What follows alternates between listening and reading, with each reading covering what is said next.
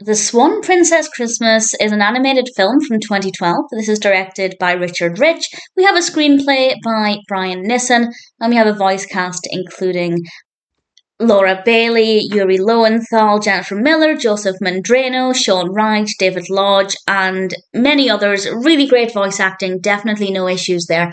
And to be honest, I don't really have any issues with this.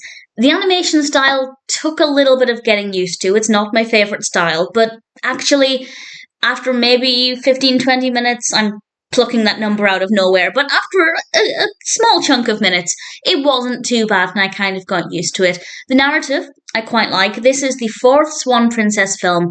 I believe I've seen the first one. I don't think I've seen the others. And that didn't really matter. It didn't really affect my understanding or anything. This one is about Rothbart, who is trying to ruin the spirit of Christmas. And he's doing this with the help of a delightful, well, an evil black cat, but certainly a very delightful character. I love the design of the character, absolutely gorgeous. And of course, we have the Swan Princess, Princess Odette, and other characters trying to prevent this from happening. It's a decent story. The pacing is really good, and there's a nice amount of festivities in this, and the characters are all really likeable, relatively well-written characters. The character animation's absolutely fine, but my favourite is by far the cat, who is called Number 9, and definitely love the cat. I'm not saying I would have liked it less if the cat wasn't a character in this, but it definitely helped me like it quite a bit.